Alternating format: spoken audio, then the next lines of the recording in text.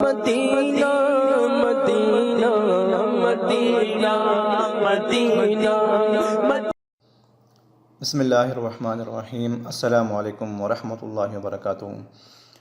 اگر آپ بھی قرض سے پریشان ہیں تو پریشان ہونے کی ضرورت نہیں۔ انشاءاللہ آپ کے لیے آج میں ایک بہت اچھی دعا لے کے آیا ہوں جس کی برکت سے آپ کے جو قرض ہیں وہ ادا ہو جائیں گے۔ تو آپ نے اس دعا کو پڑھنا کیسے ہے اور کتنی بار پڑھنا ہے، یہ آپ ایک دفعہ اس کو ملاحظہ فرما لیجئے۔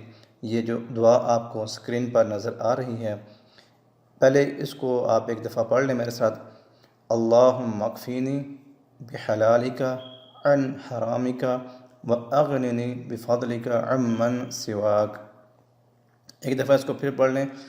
اللہم اکفینی بحلالک عن حرامک واغننی بفضلک عمن سواک۔ اس دعا کو آپ یاد کر لیجئے۔ چھوٹی سی دعا ہے، مختصر سی دعا ہے۔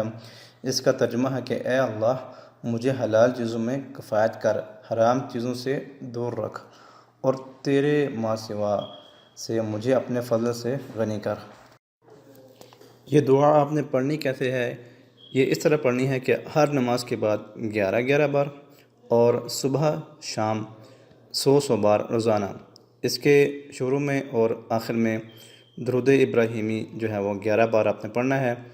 اور اس دعا کے بارے میں حضرت علی رضی اللہ تعالیٰ عنہ نے فرمایا کہ اگر تجھ پر پہاڑ جتنا بھی قرض ہو تو اللہ پاک اسے ادا کر دے گا۔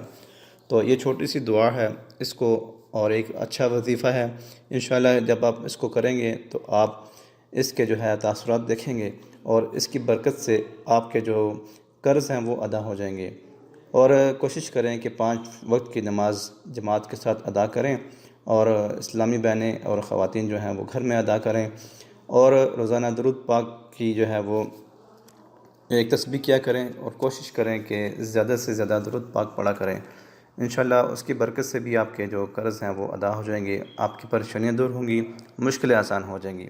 اللہ تعالیٰ سے دعا ہے کہ جتنے بھی مقروض ہیں اللہ تعالیٰ ان سب کے قرض غیبی طریقے سے ادا کر دے، اور مدد کرے کہ ان کے قرض ادا ہو جائیں۔ آمین۔